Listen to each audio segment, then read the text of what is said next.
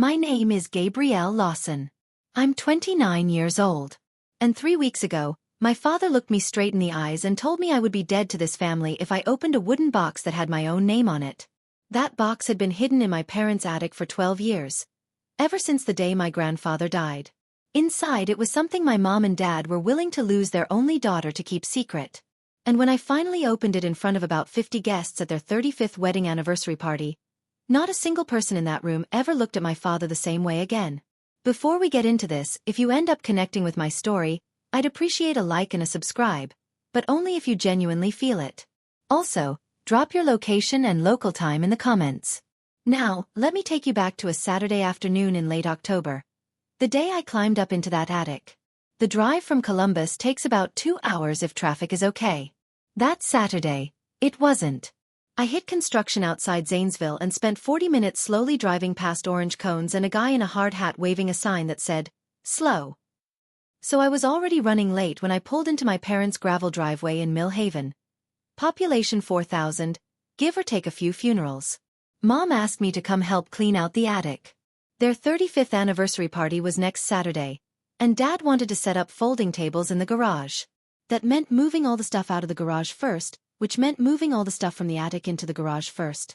The logic goes in circles, but that's my father. Everything runs on his schedule, his system, his way. I found the house empty downstairs.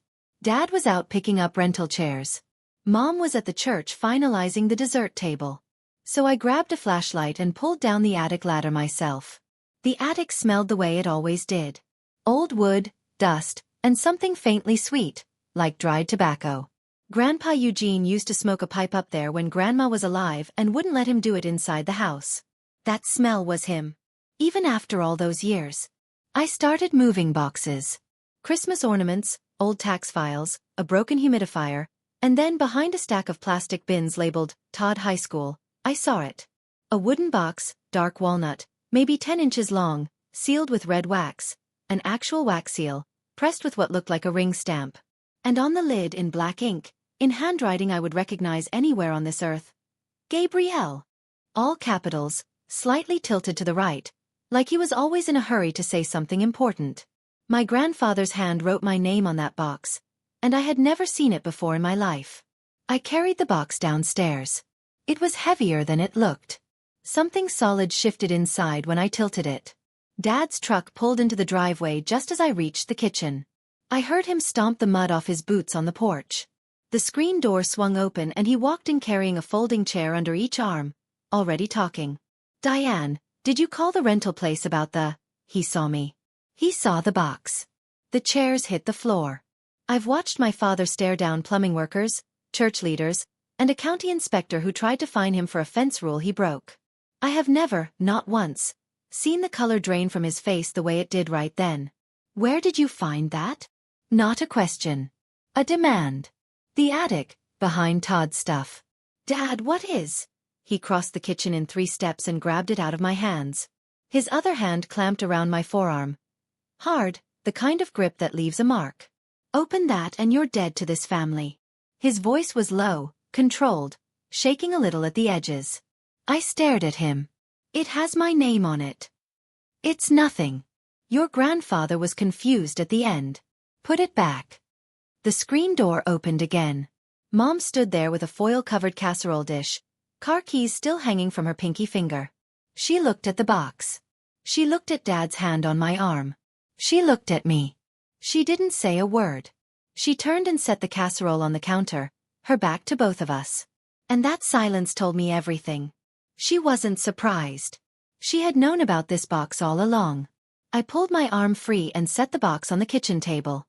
If it's nothing, then it shouldn't matter if I open it. Dad left the room and slammed the bedroom door so hard the picture frames rattled down the hallway. Mom sank into a kitchen chair, both hands over her face, not crying yet, just bracing herself. I sat down across from her and pulled the box toward me. The wax seal was old and brittle. I cracked it with my thumbnail. Underneath, a small brass clasp held the lid shut. I flipped it open. Inside, a thick envelope made of brown paper, slightly yellowed, and beneath it, a smaller white envelope with my full name typed on the front. Gabrielle Marie Lawson. I opened the big envelope first. 3 sets of stapled papers slid out onto the table. I unfolded the first one and read the top. Property deed, State of Ohio, County of Fairfield. The person giving the property, Eugene R. Mercer. The person receiving it, Gabrielle Marie Lawson. Property address, 412 Main Street, Mill Haven, Ohio. Date of transfer, June 14, 2002. I was 6 years old. The second deed, 40 acres of farmland off Route 33. Same date, same giver, same receiver. Me. The third, a cabin on Buckeye Lake, also transferred to me. June 14, 2002. My hands weren't steady anymore. I opened the white envelope. 4 pages of lined paper, covered in Grandpa Eugene's handwriting. The first line read, "Gabby, if you're reading this, it means they didn't give it to you willingly. I'm sorry." I read that sentence 3 times. My eyes blurred with tears. I set the letter down and looked at my mother. She still hadn't moved her hands from her face. "Mom." My voice came out quieter than I expected. "Look at me. How long have you known about this?" She lowered her hands. Her mascara had already started to run. "Since the day he died." I read the letter at the kitchen table while my mother sat 3 feet away and said nothing. Grandpa Eugene's handwriting got shakier toward the end, but his mind was sharp and clear on every page. He explained everything plainly. In 2002, he transferred all 3 properties into my name specifically because he didn't trust my father with them. The deeds were recorded with the county. The original papers were placed in this box, and copies, along with a sworn official statement, were left with his lawyer, a man named Harold Finch. Then came the part that made my stomach drop. Grandpa wrote that in the last year of his life, he found out that Dad had taken out loans against at least 2 of the 3 properties. Loans signed by Raymond Lawson as the person in charge of the property. Even though the deeds never gave him any legal right to do that. He did it through connections at the local bank. He did it without telling anyone. He did it while I was still a teenager who didn't even know she owned anything. Grandpa's instructions to Finch were very specific. If I didn't contact the lawyer before my 30th birthday, Finch was allowed to start a legal case on my behalf automatically. No exceptions. No family discussions. I set the letter down. My 30th birthday is February 8th. Less than 3 months away. I looked at my mother. Dad said Grandpa was confused. She shook her head once. Small, like it cost her something. Your father said it would destroy the family. Which part? I asked. The stealing or me finding out? She didn't answer. She just folded her hands in her lap and stared at the tablecloth like it had instructions for how to survive this moment. It didn't. At the bottom of the last page, inside a box drawn with a ruler, Grandpa had written Harold Finch's phone number. I copied it into my phone. Here's what you need to know about my grandfather. Eugene Mercer was a retired land surveyor who smelled like pipe tobacco and WD-40 and always had dirt under his fingernails. He taught me how to put bait on a hook when I was 4, how to replace a fence post when I was 7, and how to check a property line when I was 10, though I didn't understand why that mattered until about 3 hours ago. Every summer, he'd pick me up in his blue Ford F-150 and we'd drive out to Buckeye Lake to the cabin. He'd fish, I'd swim, he'd make grilled cheese on a camp stove and tell me stories about my grandmother, who died before I was born. When I was 15, he started saying things I didn't fully understand. Gabby, one day you'll have something of your own.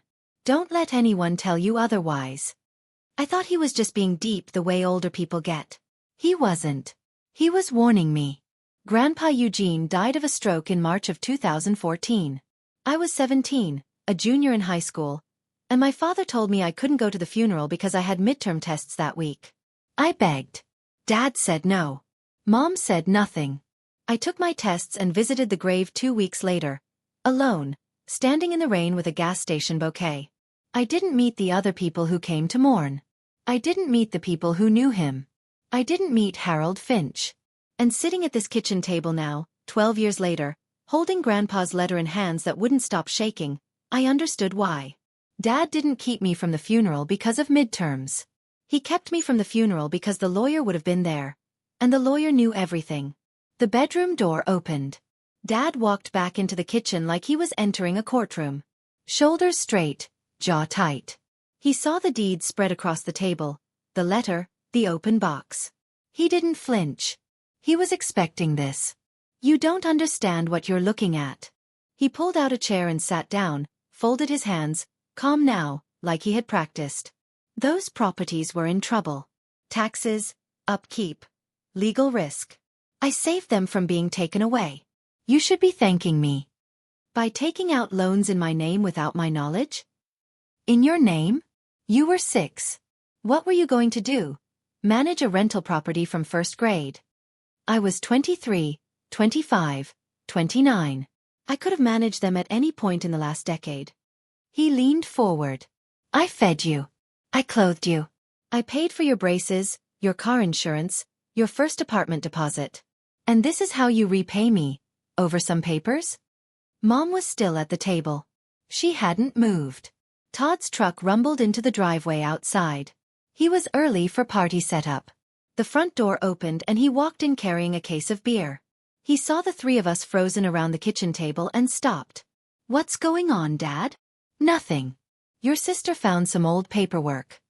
But Todd looked at the deeds, looked at the box, looked at Dad's face, and his expression didn't change the way an innocent person's would.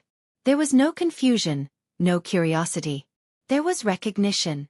He knew. My brother already knew about this box. I watched him set the beer on the counter carefully, like the sound might set something off. He didn't look at me. Gab, don't blow this up. It's their anniversary next week. I stood. You knew? How long? Todd breathed out through his nose and ran a hand over his jaw. He's 33 years old and still couldn't look me in the eye when he was caught. 3 years, he said. I overheard Mom and Dad arguing about it. And you said nothing? I figured Dad had it handled. It's not like you were using those properties. The air left my lungs. I looked at my brother, the one who got the house, the car, the startup money for the bar that lasted 8 months. The one who always had something while I had a 1-room apartment in Columbus and a used Honda with 160,000 miles on it. The down payment on your house, Todd? I kept my voice steady. $45,000. Where did that come from? Silence. Total, airless silence. Mom closed her eyes. Dad's knuckles went white on the table edge. Todd just stood there, mouth half open, no sound coming out. That was my answer. Dad pushed back from the table. You walk out that door with those papers, you don't come back. I gathered the deeds and the letter. I put them in my purse carefully, the way you handle something that was stolen from you and just returned. Mom followed me to the porch. Her hand caught my sleeve. Gabby, please. The party is next Saturday. Don't ruin this for us. I stopped on the second step. I turned around. Mom, you hid this from me for 12 years. The party is the last thing I'm thinking about right now. I drove back to Columbus with the windows down, even though it was 40 degrees and my fingers ached on the steering wheel. My hands were still shaking, but for the first time in a very long time, my head was perfectly clear. Monday morning, I sat in my car in the parking lot of the law office where I work. I'm an administrative assistant, not a lawyer, but I've spent enough time around legal documents to know what a valid deed looks like. I dialed the number from Grandpa's letter. 2 rings. Finch and Associates. This is Harold. The voice was old and precise, like a clock that still kept perfect time. Mr. Finch, my name is Gabrielle Lawson. Eugene Mercer was my Gabrielle. He said it the way you say a word you've been practicing for over a decade. I've been waiting for this call for 12 years. He asked me to come to his office in Lancaster. I took a half day off and drove 40 minutes south. Harold Finch is 74. Silver hair, reading glasses on a chain, and an office that smelled like old books and printer ink. He shook my hand with both of his and held on a little too long, like he was making sure I was real. He told me everything. He had sent me 2 letters, one when I turned 21, one when I turned 25. Both came back, returned to sender. He contacted the Mill Haven post office and found out that my forwarding address had been changed by my father. I thought about driving to your apartment, Finch said. But Eugene's instructions were clear. You had to come to me. He wanted it to be your choice. He opened a filing cabinet and pulled out a folder 3 inches thick. Copies of every deed, the official sworn statement Eugene made before a notary, A timeline of every loan Raymond had filed. Your grandfather was not confused, Gabrielle. He was the most careful client I ever had. Finch looked at me over his glasses. Do you want me to file the legal case now, or do you want to give them a chance to make this right? I told him I needed a week to think. By Wednesday, the phone calls started. Dad had been busy. He called every aunt, uncle, and cousin within 2 states. And the story he was telling didn't include loan fraud or sealed boxes. Aunt Carol called first. Gabby, honey, your father says you found some old documents and you're threatening to sue over property, after everything he's done for you. Uncle Jerry sent a text. Family is family. Don't be the one to break it. My cousin Marcus, who I hadn't spoken to since Thanksgiving 2022, sent a message. Heard you're going after your parents for money. Classy. Todd posted in the family group chat, 31 people, including second cousins I'd never met. Some people will sell their family for a property deed. I took screenshots of everything. I didn't respond to any of it. Dad's story was clean and simple. Ungrateful daughter finds old paperwork, hires a lawyer, tries to take money from her aging parents right before their anniversary. He left out the 12 years, the fake signatures, the loans, the sealed box. By Thursday, I had gotten 9 calls, 2 voicemails, and 14 texts, all some version of, how could you do this to Ray and Diane? Then on Friday night, my phone rang and I almost didn't answer. But the area code was different. Not Mill Haven. It was Aunt Maggie, Mom's younger sister, the one who moved to Pittsburgh and only comes to family events every other year. She didn't start with an accusation. She didn't start with advice. She started with 6 words no one else had said. Gabby, tell me your side. I sat on my apartment floor with my back against the wall, and for the first time all week, I talked. Maggie drove 4 hours from Pittsburgh the next morning. We met at a coffee shop on High Street in Columbus, the kind with mismatched chairs and a chalkboard menu. She ordered black coffee and didn't touch it. I laid everything out. The box, the deeds, Grandpa's letter, Finch, the mail that had been redirected. All of it. She listened without interrupting. When I finished, she leaned back and pinched the bridge of her nose. Before your grandfather died, she said. He called me. It was February, a month before the stroke. He said, Maggie, if anything happens to me, make sure Gabby gets what's hers. Raymond is drowning and he'll take her down with him. Why didn't you? I thought he meant keepsakes. His pocket watch. Maybe the fishing rod. She shook her head. I didn't know about the properties. I didn't know about any of it. After the funeral, your father told the whole family that Eugene left nothing but debt. I believed him. She wrapped her hands around her untouched coffee. I should have dug deeper. I'm sorry, Gabby. You're the only one who even asked for my side. That's more than enough. We sat in silence for a moment. Outside, a bus hissed past the window. Then Maggie said something I wasn't expecting. The anniversary party. Are you going? Dad told me not to come back.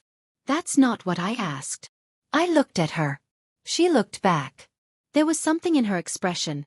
Not anger, not pity, something steadier than both. If you need someone standing next to you, she said, I'll be there. I nodded. She nodded. We didn't hug. That's not Maggie's style. But she squeezed my hand once across the table, and it was enough. Monday, I took my lunch break at the Fairfield County Recorder's office. Working in a law firm had taught me at least one useful thing. Public records are public. I sat at a computer in a basement that smelled like carpet cleaner and pulled up the property records one by one. 412, Main Street, Mill Haven. Deed in my name. Confirmed. Loan filed in 2016. $180,000. Borrower. Raymond T. Lawson.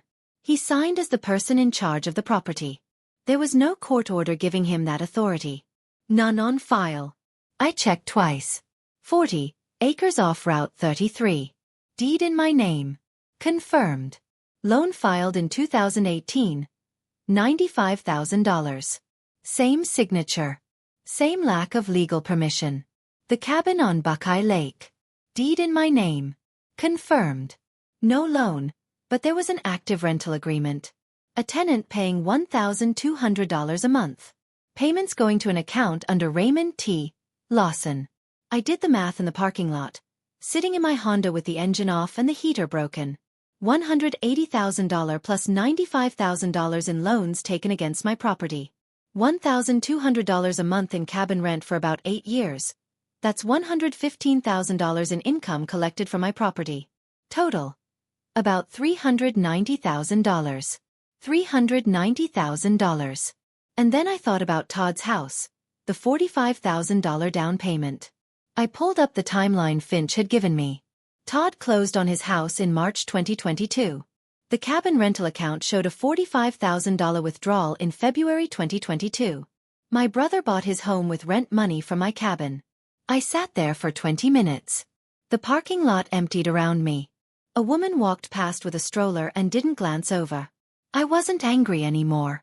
I was past that. What I felt was a cold, clean clarity, like a window someone had finally washed. I knew exactly what I was going to do. Okay, I need to pause here for a second. I know some of you are thinking, why didn't she just take the papers straight to a lawyer and file right away? And honestly, part of me wanted to believe there was an explanation, that my dad had some reason I hadn't thought of. 12 years of dad knows best doesn't just disappear in an afternoon. But the cabin rent going to Todd's down payment, that broke something in me. That was my money from my property, and nobody told me. What would you have done at this point? And do you think Todd has any right to be upset with me? Let me know in the comments. Alright.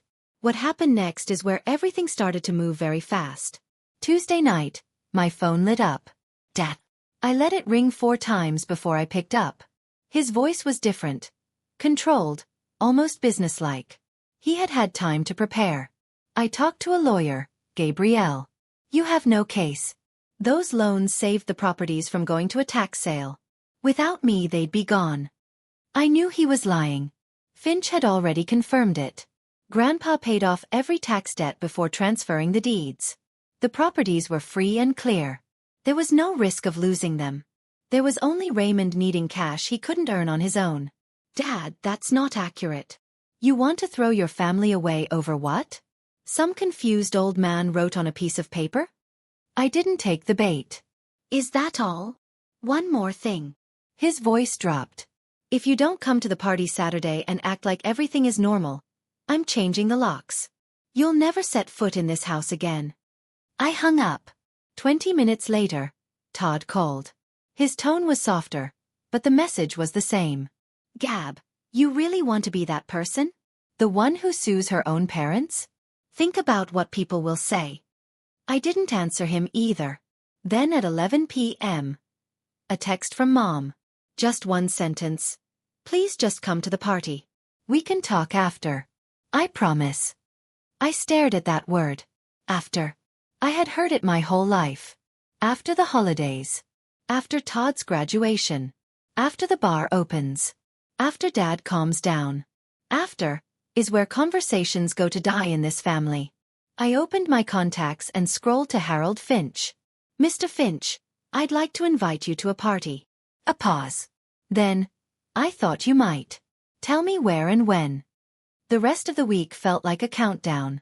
Wednesday, I went back to Finch's office. He made copies of everything. Deeds, the sworn statement, the loan records from the county, and put the originals in his safe. I left with a brown folder and a clear set of instructions. Present the facts. Stay calm. Let the paperwork do the talking. Thursday, Maggie called to confirm she was driving down from Pittsburgh Friday night. She'd stay at a motel outside Mill Haven so nobody would see her car early. Friday evening, I stood in front of my closet for 20 minutes. I didn't want to look angry. I didn't want to look like I was making a statement. I picked a navy blouse, dark jeans, and flat shoes. Simple put together, like someone who had every right to be where she was.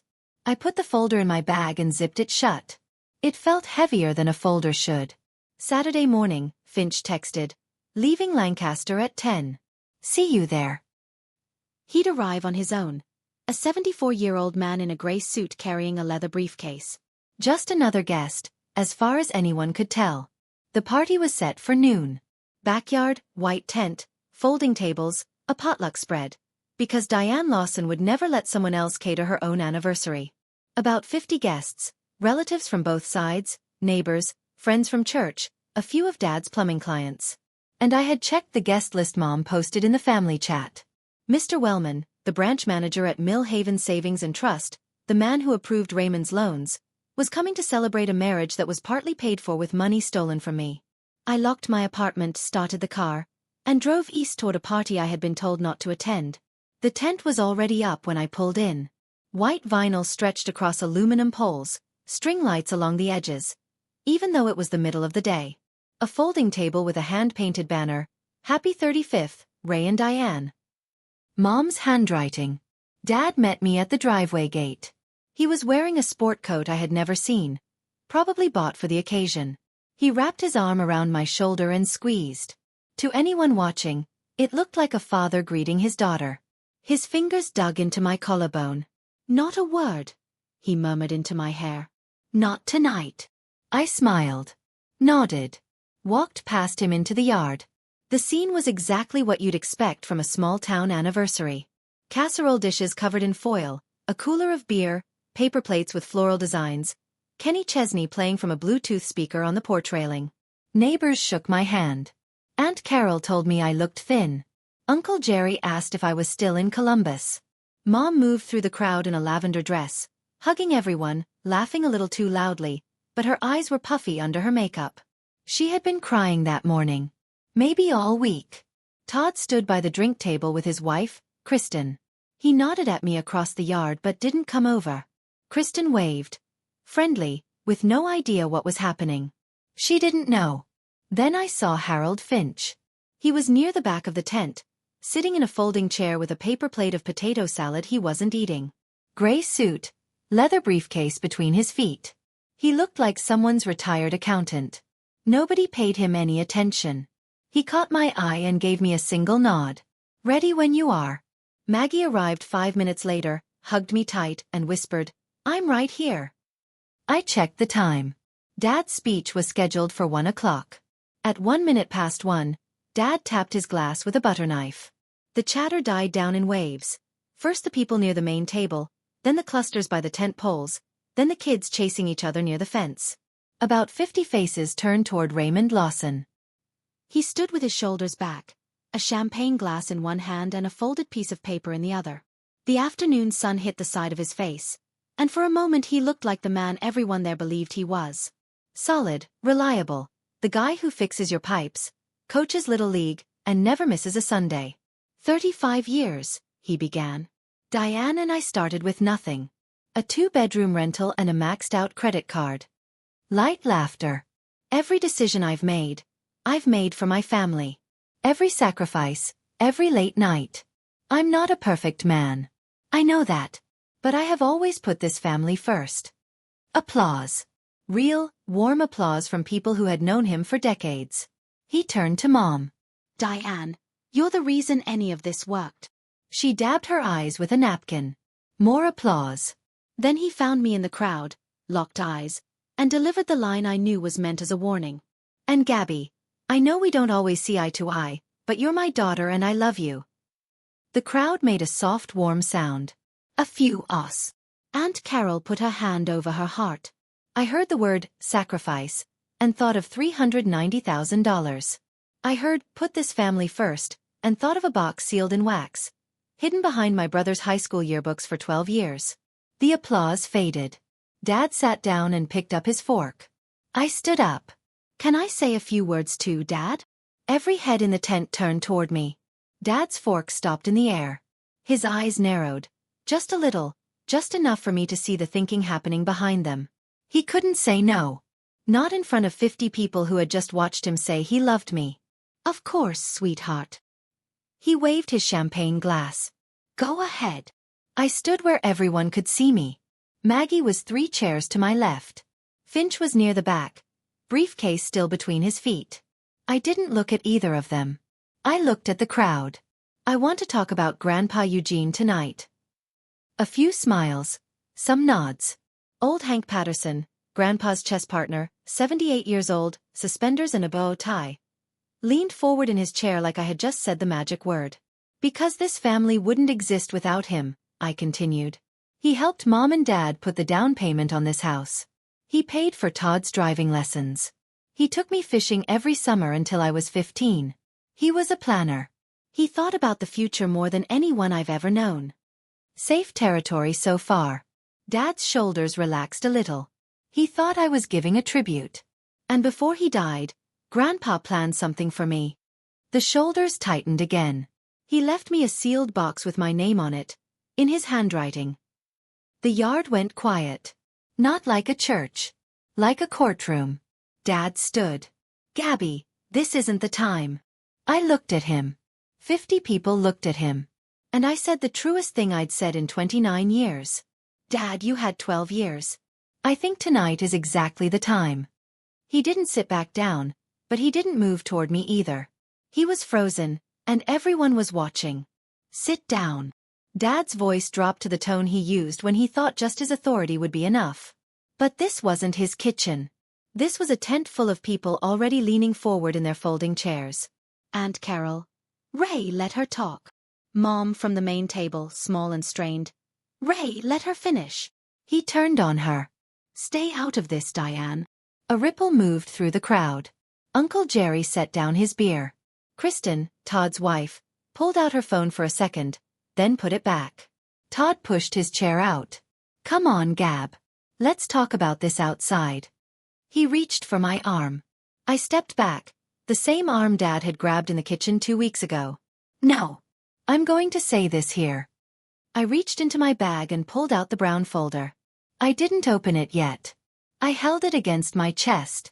When Grandpa Eugene died in 2014, he left a sealed box with my name on it. Mom and Dad put it in the attic. They never told me it existed. I found it 3 weeks ago. Whispers.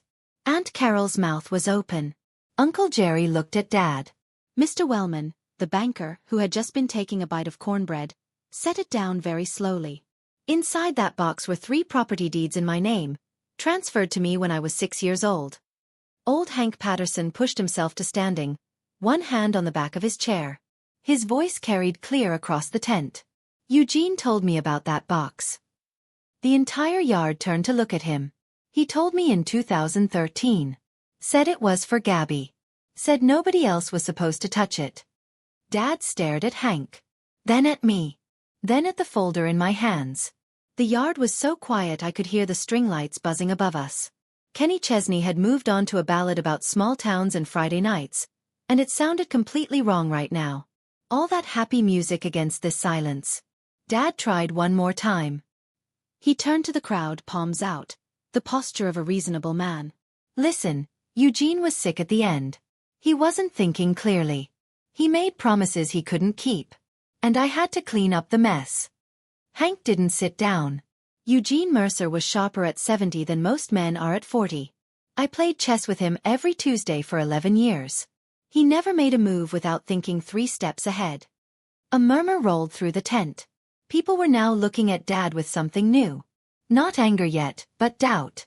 Questions forming in their eyes. Then Harold Finch stood up. He was unhurried about it. He picked up his briefcase, buttoned his jacket, and walked to the front of the tent with the steady, calm steps of a man who had done this in rooms far more unfriendly than a backyard in Mill Haven, Ohio. "Mr. Lawson," Finch said. His voice was quiet, but it cut through the murmuring like a bell. "I think it's time we cleared a few things up." Dad turned, saw the briefcase, the suit, the reading glasses on a chain, and recognition hit his face like a slap. "Who invited you?" Finch set his briefcase on the nearest table, next to a platter of deviled eggs. "Eugene did. 12 years ago." The speaker on the porch finished its song. For 3 full seconds, there was no sound at all. Just 50 people holding their breath and the faint flapping of wind against the tent vinyl. Finch opened the briefcase. He laid 3 documents on the table side by side. He moved the deviled eggs without a word. "My name is Harold Finch. I was Eugene Mercer's lawyer for 22 years. He paused to let that settle. Before his death, Eugene transferred 3 properties into his granddaughter's name. 412 Main Street, 40 acres off Route 33, and a cabin on Buckeye Lake. These are recorded deeds filed with the Fairfield County Recorder. They are not unclear. They are not up for debate. They are legal fact." He pulled out a 4th document, the sworn statement. Eugene also left an official statement documenting his concern that Mr. Lawson had taken out loans against 2 of these properties without legal authority. I have confirmed this through county records. The loans were signed by Raymond Lawson as the person in charge of the property, a role the deeds never gave him. He didn't raise his voice. He didn't gesture. He just stood there like a man reading a weather report. And every word landed like a stone dropped into still water. Dad, those properties would have been lost without me. Finch, there was no risk of losing them. Eugene paid off all debts on these properties before transferring them. They were completely free and clear. Someone to my right, I think it was a neighbor, Mrs. Pace whispered. Oh my God. Uncle Jerry, arms crossed now. Ray, is this true? Dad opened his mouth. Closed it. Opened it again. No sound came out. Mom was crying openly at the main table. Not the kind of tears I'd seen her use to end arguments. Real crying. The kind that bends you forward and won't stop. Mr. Wellman, the banker, pushed back from his table, stood, quietly said he had to go, and walked toward the driveway without making eye contact with anyone. Nobody stopped him. Everybody noticed. Dad shifted his approach the way a person shifts their weight on a sinking boat. Fast, desperate, and without thinking. I did it for this family. His voice cracked for the first time. Not with authority, but with something raw. You think I wanted to borrow against those properties? I had no choice. Do you know what it costs to keep a roof over your heads? Do you know how many nights I sat up worrying about bills? A few of the older relatives looked uncomfortable. Aunt Carol stared at her hands. This was the version of Raymond they might have believed if he had offered it 3 weeks ago in private with an apology. But not here. Not after sealed boxes and hidden deeds and 12 years of silence. Todd. Dad. Stop. Raymond didn't stop. He pointed at me. And you?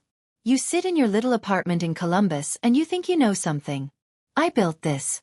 Everything you see, this house, this yard, this family, me. Uncle Jerry. Ray, nobody's arguing about that. But you took the girl's property. The sentence hung in the air. Took the girl's property. Simple. Factual. Devastating. Dad turned to Mom. Last card. Tell them, Diane. Tell them it was your idea too. The tent went silent again. Every eye on my mother. And Diane Lawson, who had spent 35 years agreeing, going along, smoothing things over, keeping the peace at any price, looked at her husband across a table covered in anniversary decorations and said, No, it was yours, Ray. It was always yours. Her voice was barely above a whisper, but it reached every corner of the tent. I told you she'd find out. Dad stood there with his mouth open. Nobody moved. That was the first time in 35 years my mother had publicly said no to my father. I let the silence sit for exactly 3 seconds. Then I turned to my brother. Todd. Your house. The $45,000 down payment. Where did that come from? He was still standing by the drink table, a bottle of beer sweating in his hand. He hadn't taken a sip in 10 minutes. That's not relevant. Finch, still at the front table, not looking up from his documents. If I may, I have records showing a $45,000 withdrawal from the rental income account connected to the Buckeye Lake cabin, dated February 2022. He paused. Mr. Todd Lawson closed on his home in March 2022. He paused again. The math is not complicated. 50 people did it at the same time. Kristen stood up. She's 31, a dental hygienist, and she had been married to Todd for 4 years. She had believed, because Todd told her, that the down payment came from their combined savings and a small loan from his parents. What is he talking about, Todd? Todd set the beer down. Opened his mouth. Closed it. For a moment, he looked exactly like our father had 2 minutes ago. Jaw moving, no words, the machine of excuses grinding to a halt. He didn't answer. He walked out of the tent, past the folding tables, past the banner that said, Happy 35th, and disappeared around the side of the house. Kristen watched him go. She looked at me. She looked at Finch. She pressed her lips together, not with anger, but with the particular expression of a woman who had just realized the ground she was standing on was not what she'd been told. Excuse me, she said to no one in particular, and followed him. Aunt Maggie, from her chair, said just loud enough for me to hear, That's 2 marriages he's shaken in one afternoon. I took a breath. The yard smelled like grilled hamburgers and cut grass and someone's too sweet perfume. And underneath all of it, the faintest trace of pipe tobacco. That was probably just my imagination. But it felt like permission. I faced the tent. 50 people who had watched me grow up, who had sent me birthday cards and graduation checks and casserole dishes when Grandpa died. I owed them the truth without cruelty. I didn't come here tonight to humiliate anyone. I kept my voice at the level you'd use to explain something hard to someone you respect. I came because I spent 12 years being told I wasn't ready, wasn't responsible, wasn't enough. And it turns out, the whole time, I was the one who had something. And it was taken from me. Hank nodded. Maggie nodded. A woman I didn't recognize, maybe a church friend, had her hand over her mouth. I'm not asking for revenge. I'm asking for what's legally mine. And I'm asking for the truth, which I think everyone in this room deserved to hear a long time ago. I turned to Dad. He was still standing, but his posture was different now. Smaller, like a building after the scaffolding comes down. Dad, I love you. But I can't pretend this didn't happen, and I won't. I turned to Mom.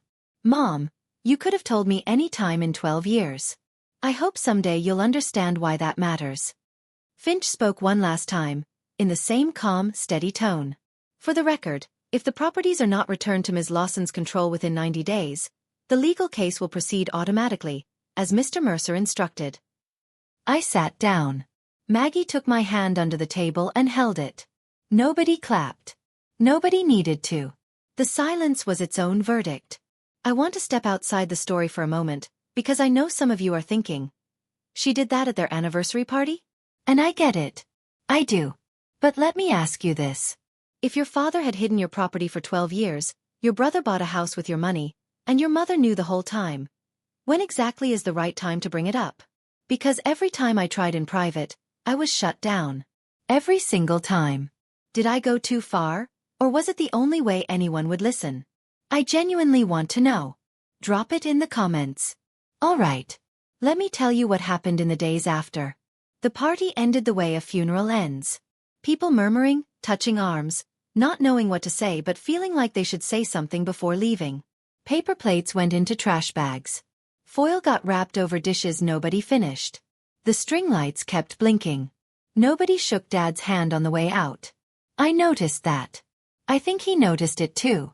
Hank Patterson stopped in front of me by the gate.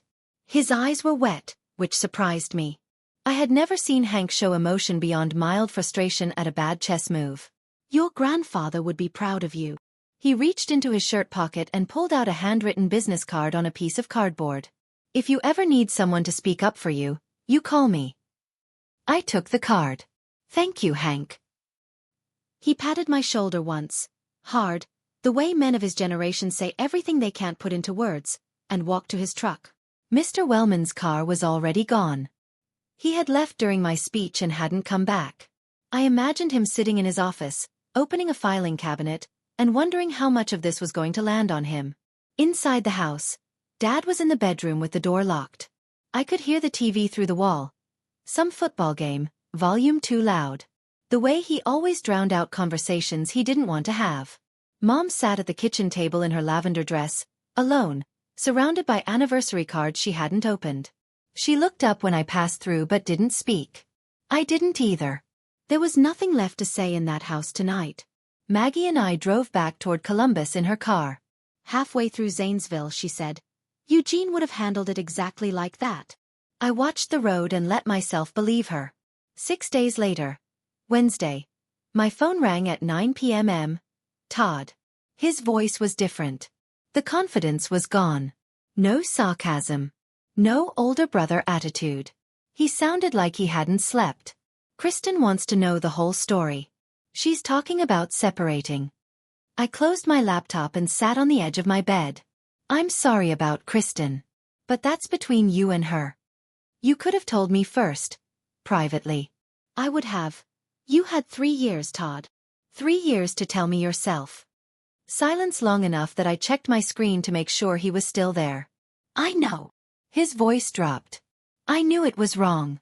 It was easier not to think about it. I understood that. And that was the worst part. I understood exactly how someone could know something is wrong and still look away because facing it was too hard. I'd watched my mother do it for 35 years. But easier for you came at my expense. Literally. More silence. Then, I'm sorry, Gab. He meant it. I could tell. It was the first time he had apologized to me about anything since he backed his car into my bicycle when I was 12. And even then, Dad had made him say it. I hear you, I said. But sorry doesn't pay back $45,000. I heard him breathe out. A shaky sound. The sound of a man who had just realized his marriage, his house, and his relationship with his sister were all burning at once, and he only had one bucket. What happens now? He asked. Now you talk to Kristen, and you figure out a plan. I hung up, set the phone on the nightstand, and stared at the ceiling. I didn't feel like I had one. I just felt tired and clear. Saturday morning, a knock at my apartment door. No text beforehand. No call. I looked through the peephole and saw my father. He was wearing a flannel shirt with a stain on the pocket, unshaved, eyes red at the edges. He looked 10 years older than he had a week ago. I opened the door. He didn't step inside. He stood in the hallway like he wasn't sure he was allowed. I'm not here to fight, he said. I'm here to explain. I leaned against the doorframe. I didn't invite him in. I didn't close the door either. In 2014, he started, when your grandfather died, I owed $60,000 from the shop. Second time it failed. The bank was threatening to take the house. I didn't know what to do. He looked at the carpet. The properties were just sitting there in your name. I told myself I'd borrow against them, get out of debt, and pay it all back before you ever needed to know. But you didn't. One loan led to another. He nodded, not denying it. And I told myself it was fine because you didn't know about the properties anyway. Why didn't you ask me when I turned 18? 21? Any time in the last decade? Because by then I owed too much. He met my eyes for the first time. And I was ashamed. I stood there looking at my father, and for one moment I didn't see a villain or a con man. I saw a 58-year-old guy from a small town who lost 2 businesses, panicked, and made a choice that got worse every year he didn't fix it. But understanding someone doesn't mean accepting what they did. Dad, I believe you were desperate. But you could have been honest. That would have cost you nothing. I held the door frame. Instead, you chose to lie, and it cost you everything. The properties are mine. That's not up for discussion. He nodded once, turned, and walked down the hall. He didn't look back. Monday, Finch's formal letter arrived at the Lawson house by certified mail. 30-day notice to begin transferring property control back to Gabrielle Marie Lawson, with a 90-day legal deadline running in the background. Wednesday, the bank called Raymond. 2 loan officers and a compliance manager wanted to review the permission documents on his loans. Mr. Wellman, it turned out, had been placed on leave pending an internal investigation. He had approved $275,000 in loans on properties where the actual owner never signed. That was not a gray area. Thursday, Finch called me with an update. The bank's legal team had already reached out. They weren't interested in defending Raymond's loans. They wanted to settle this quietly. The phrase, regulatory exposure, came up twice. By Friday, Dad had put his work truck up for sale. His plumbing equipment was listed on a local buy and sell page. He was slowly selling things off. Mom called me Sunday. Her voice was different. Not the voice she used to smooth things over. Flatter, more honest, like she was finally too tired to keep performing. I should have stopped him years ago. I was afraid. I know, Mom. But being afraid doesn't make it okay. No, she said. It doesn't. It was the most honest conversation we'd ever had in my entire life.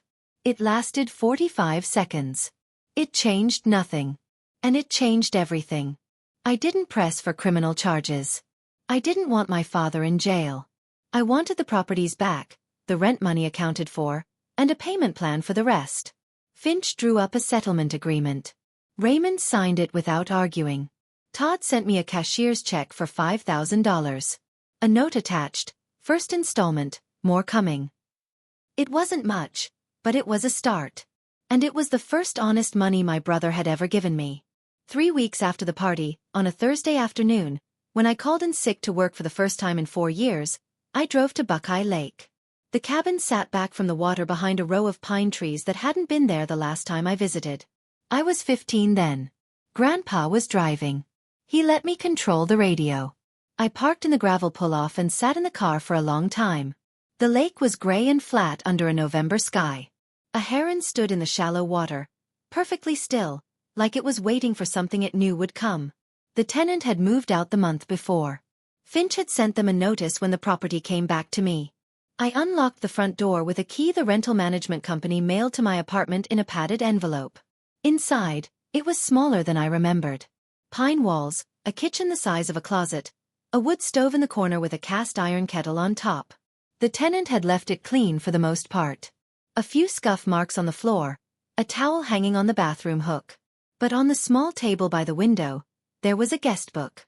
And on the very first page, before any tenant entries, in handwriting I could recognize from across a room, "This cabin is for Gabby. Treat it well." I sat on the porch steps. The wood was cold through my jeans. In front of me, the dock stretched out over the water.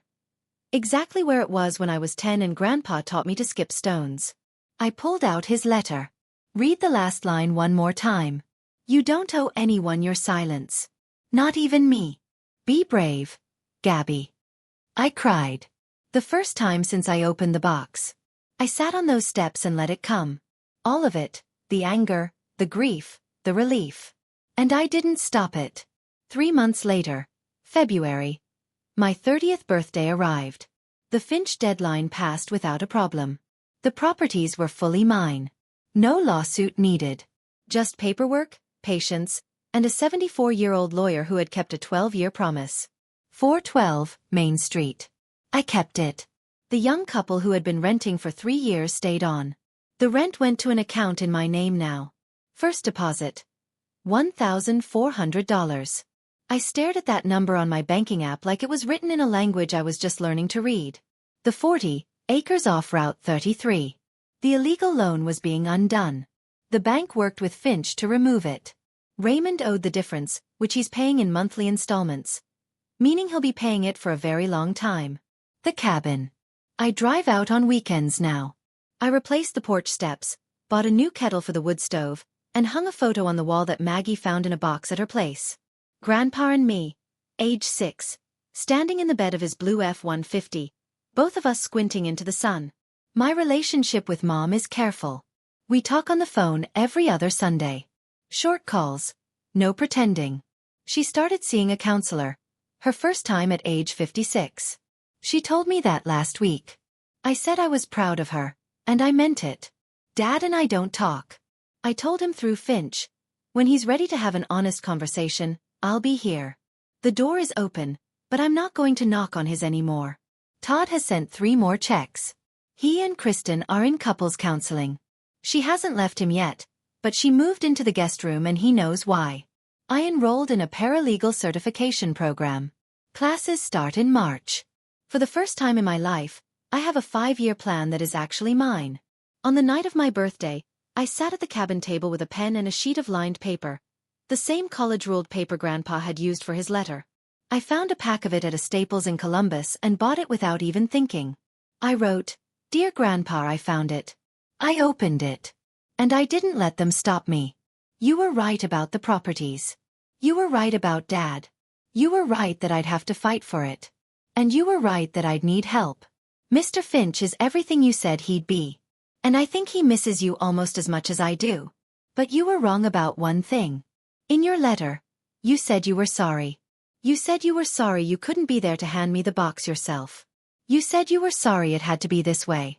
You have nothing to be sorry for. You're the reason I'm sitting here. You gave me 3 properties. That's what everyone talks about. The money, the deeds, the legal drama. But that's not the real thing you left me. The real thing was the last line of your letter. You don't owe anyone your silence. I carried that sentence with me into a tent full of 50 people, and it gave me the only permission I'd ever needed. Permission to tell the truth out loud. I love you. I miss you. And I wish you could see this cabin right now. The pines are taller than the roof. The heron is still here. Gabby. I folded the letter and placed it inside the walnut box, which now sits on the shelf above the wood stove, next to a framed photo. Grandpa and me on the truck. 2002. The year he decided to give me a future my parents couldn't take away. I closed the lid. The box stays. It's home. It was past 10 when I walked out to the dock. The lake was black and still, reflecting a sky full of stars you can't see from Columbus. The air was cold enough that I could see my breath. I sat at the edge, shoes off, feet hanging above water I wasn't brave enough to dip into in February. Behind me, the cabin windows glowed with the warm orange light of the wood stove. In front of me, nothing but open water, silence, and the kind of darkness that didn't feel empty. It felt finished. People will tell you that keeping the peace is the same as keeping your family. It's not. Sometimes keeping the peace means staying quiet while someone takes what's yours and calls it love. I did that for 12 years. Not because I was weak, because I didn't know. And the people who were supposed to tell me decided their comfort mattered more than my future. My grandfather gave me 3 properties. But the real gift was permission. Permission to stop being quiet. Permission to believe that what I deserved wasn't something I had to earn by disappearing. I'm not dead to this family. I don't know exactly what I am to them anymore. A daughter. A plaintiff. The one who ruined the party. But I know what I am to myself. I'm the most alive I've ever been. That's my story. Or at least, that's where it stands right now. If you've ever had to choose between peace and honesty in your own family, I see you. And I hope this helped, even a little. If you want more stories like this, there's one in the description I think you'll really connect with. Hit subscribe if you haven't already. I've got more coming. And leave a comment. What would you have done differently? Would you have waited longer, or would you have opened that box sooner? I read every single one. Thank you for being here. It means more than you know.